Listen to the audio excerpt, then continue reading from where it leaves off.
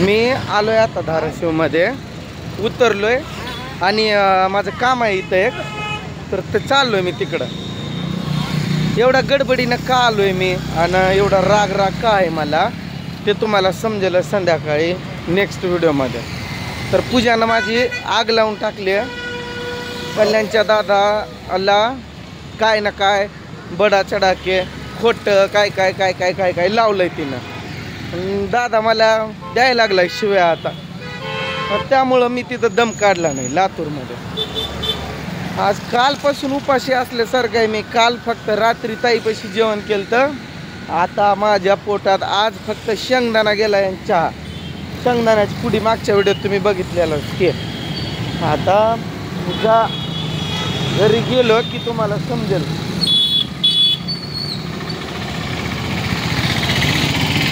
उगत कशाला भांडणं लावायचे ना, जे खरं आहे ते बोलायचं. दादांचा राग खूप आहे, म्हणजे दादा जेवढे मायाळू आहेत जेवढे प्रेमळ आहेत त्याच्यापेक्षा दुप्पट चौपट त्यांना राग पण आहे. रागवलेत त्यांनी आता. मग काय काय बोललं मला त्यांनी, तो असा करायला तसा करायला, इकडं तिकडं फिरतो बोंबलत हे ते काय काय काय काय बोललं मला त्यांनी. का बोललं? कारण त्यांचा अधिकार आहे माझ्यावरती. ते का बोलले? अधिकार असल्यामुळंच बोलले. पण तिनं एकाचं दोनाचं चार करून लावलंय म्हणे. तर काय इथं कोणती बाई दिसते काय तुम्हाला माझ्यासोबत? माझं जुनं पानं काय पण काय सांगायचं, लपडच आहे, हेच आहे, तेच आहे.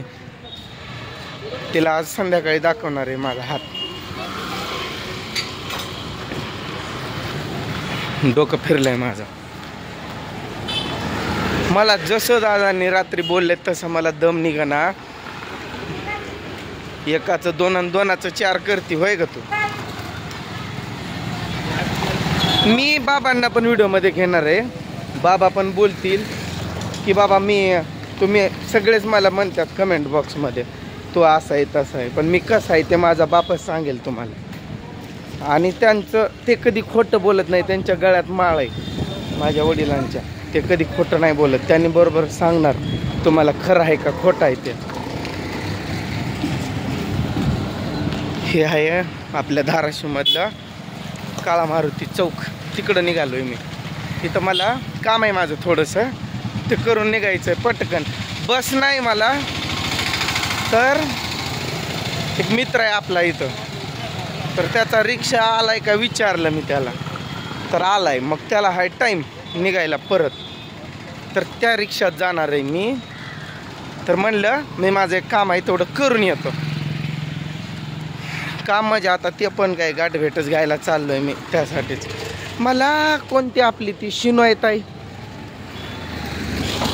शिनोय आहे का काय, मला आडनावच लक्षात येईना. पण आहे नाही का आपली ती धाराशिवची ताई श्रीदेवी मोहिने काय, मला सरनेम लक्षात येईना.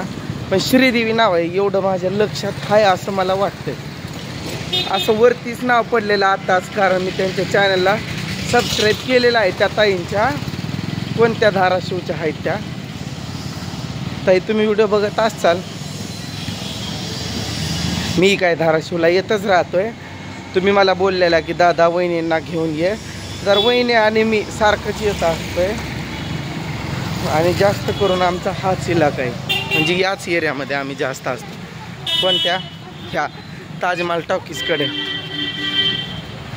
काळा मारुती चौकाकडे, या एरियात आम्ही असतो सारखं.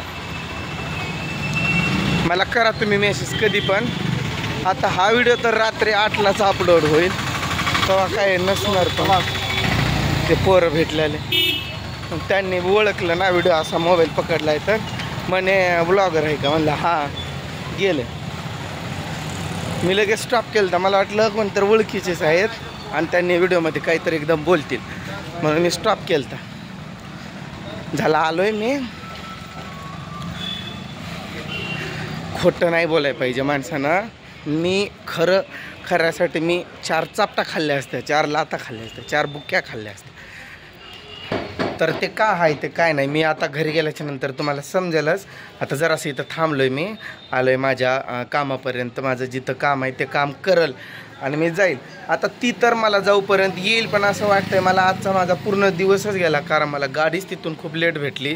ताईचं गाव आहे ना, तिथलं जो बस स्टँड आहे तिथून बस लातूरपर्यंत जायला मला खूप लेट, म्हणजे खूप लेट झालं. तिथं कमीत कमी 1.5-2 तास थांबलेलो मी, त्यामुळं तिथंच लेट झाला. परत लातूरमध्ये गेल्यानंतर पण बस मला लेट भेटली, परत तिकडून इथं यायला मी लेट झालो, आणि इथून बस जायला पण लेट आहे, म्हणून मी त्या रिक्षात जाणार आहे. आणि पोरांना खायला घ्यायचं मला इथं जरासा, तो खायला घेईल आणि रिक्षात बसून निघेल.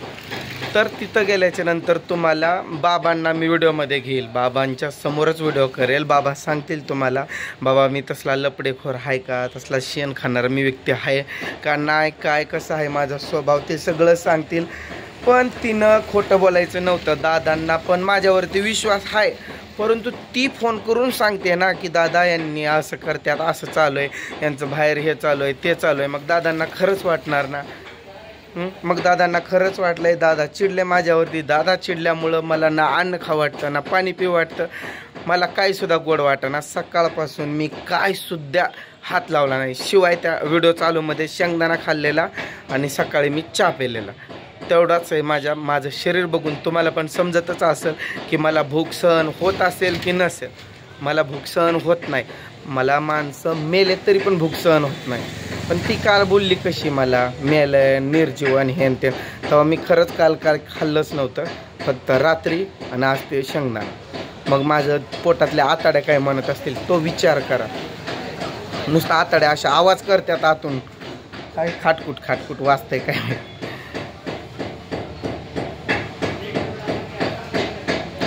कुठं त्या व्हिडिओमध्ये त्या पुरीवा दिसल्या, शाळेतल्या पुरी होत्या, जात होत्या, त्यांना पण बघून म्हणे हेच आहे तेच आहे.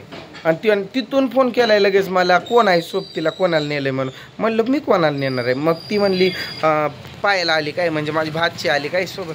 म्हणलं नाही. तर मग ती कोण आहे. म्हणलं अगं शाळेतली कोणतरी पोरगी असेल, ती लातूरला कशाला येणार आहे. म्हणलं पोरगी मला घ्यायला, हे पायल ती घरीच असेल. म्हणलं ती कशाला तिथं येईल बरं माझ्या साईडला बसायला, लातूरला उलट मीच तिकडं चाललो आणि ती कशी माझ्याकडे येईल, असा पण बोललो मी. मग होतंय आता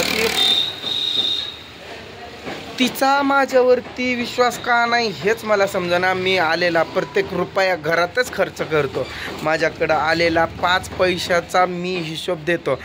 हिशोब म्हणजे मला द्यायची कोणाला गरज नाही, कारण तो शेवटी मी कमावलेला असतो, पण तरी पण मी देऊन टाकतो. म्हणे जाऊ द्या जाऊ द्या जाऊ द्या. तर चला भेटू मग नंतर आपण पुढच्या व्हिडिओमध्ये, आणि बाबा असतील सोबत. मग काय काय होईल काय नाही तुम्हाला दाखव. संध्याकाळी या मग सगळेच तिथं, बघू आपण काय होतंय काय नाही, सांगेल तुम्हाला. तुम्ही पण बघा तुमच्या डोळ्याने.